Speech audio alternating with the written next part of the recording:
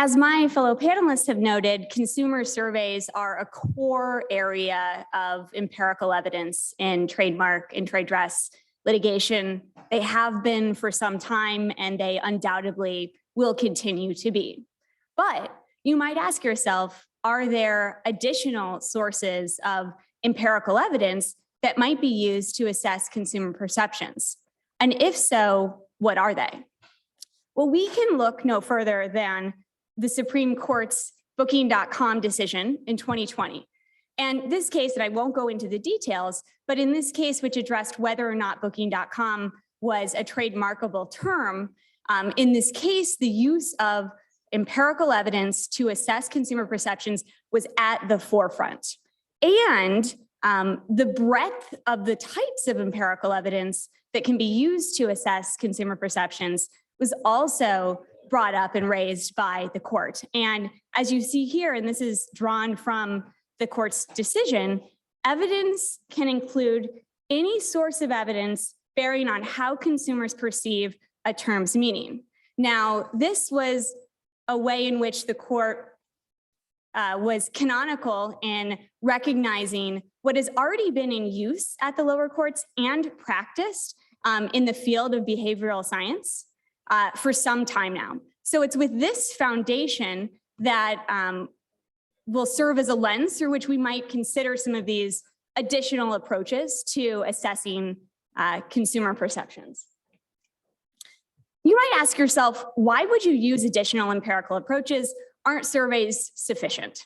Well, surveys are great, but there are a number of other reasons for using additional empirical approaches to assess consumer perceptions.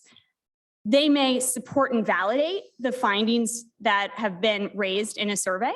These approaches might fill gaps and hedge risk in case there are limitations or some type of uncertainty associated with another approach. And they may even be powerful in revealing inconsistencies in the evidence that an opposing party puts forward, perhaps through an expert who had submitted an opinion that really deviates from the market reality.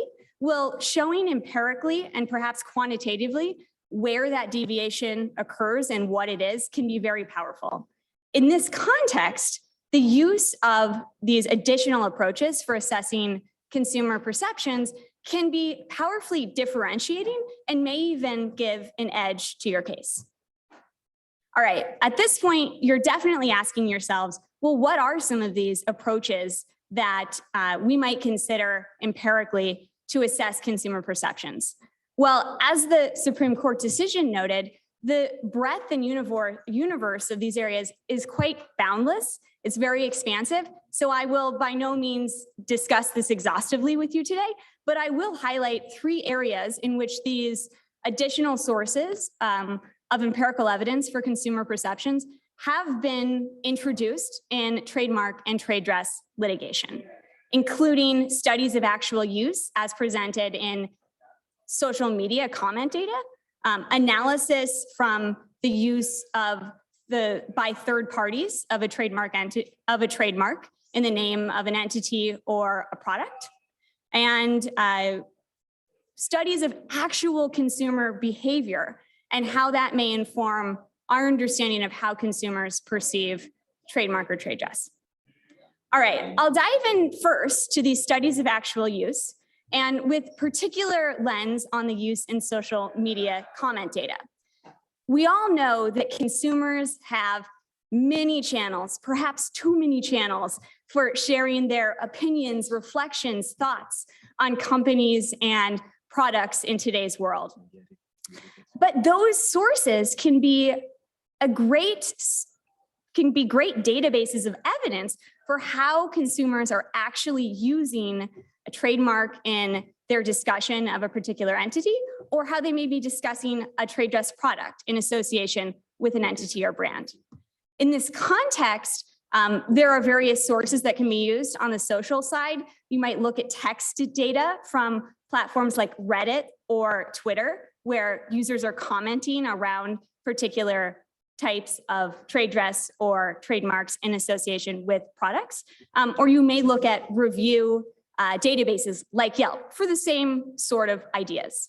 Now, the approach that you use when you do this is really similar for large scale analysis, where you might be analyzing millions of data entries around consumer comments, or maybe you're looking at a much smaller scale.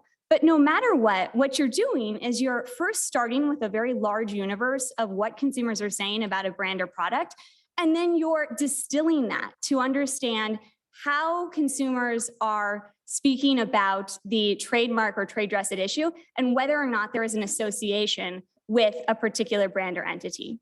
I note in this slide an example where this type of evidence was admitted, Yeti v. Arctic Coolers case. And in fact, in one of the Dauber orders, which allowed this evidence to be admitted, the court noted that social media data can be especially useful in assessing secondary meaning.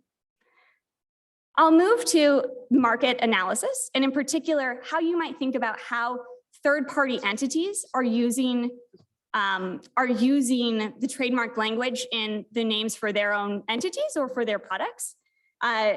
This is done by understanding, and it can be literally done by sitting at your computer and looking at third-party databases of trademark databases, corporate records, online commerce marketplaces to see how and what types of companies are using the trademark name in their entity or brand. This might be in a particular field, or it might even be in a tangential field. You see the ice cream demo, the ice cream graphic here, because this approach was used in the Dairy Queen v. W.B. Mason case, in which an expert analyzed how third parties were discussing, how third parties were using the trademarked language Blizzard in their own company names or products. And they looked both at the consumable goods fields, as well as some other fields in which that might share the same type of consumers or customers. Again, this was admitted. I'll briefly touch on a third area, which is studies of online consumer behavior.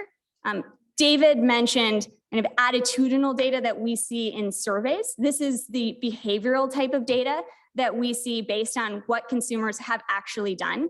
We've seen this approach fit a more of a particular use case, and I think that the example here is one where you might design an experiment that has similar parameters, but are specific to your case. In this particular example, we saw two websites in which the trademarked language was used in the URL, and both websites were analyzed for traffic during the periods of infringement to understand whether or not there were signs in how consumers were visiting and interacting with the websites that might be indicative of confusion. So when going to the allegedly infringing website, was the bounce rate greater? Meaning, were people entering the website and quickly leaving without doing anything else? Or were the number of pages visited considerably lower? Those are a couple of example metrics. And this was an example analysis that was submitted. Given the contours of the case, it was neither excluded, that was submitted, but it was neither excluded nor accepted.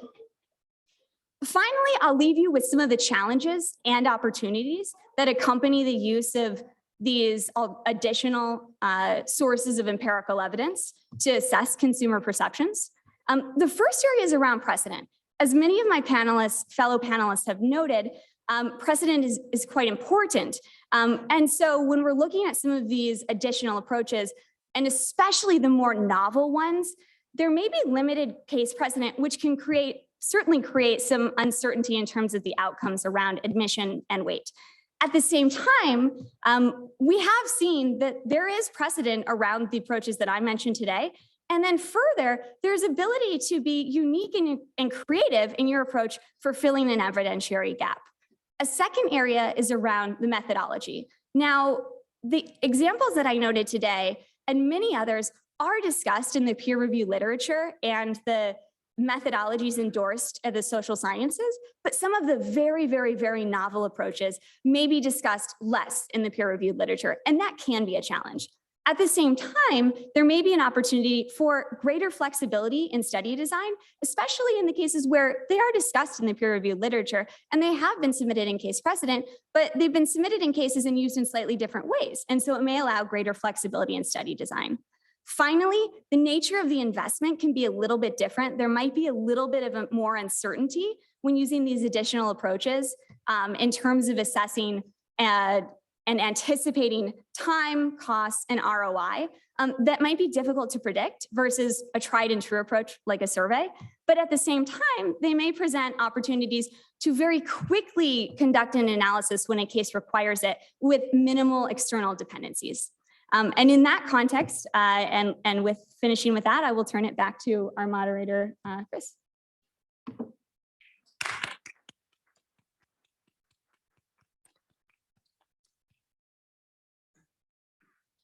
So thank you to our panelists. It looks like we have about 5 minutes for questions.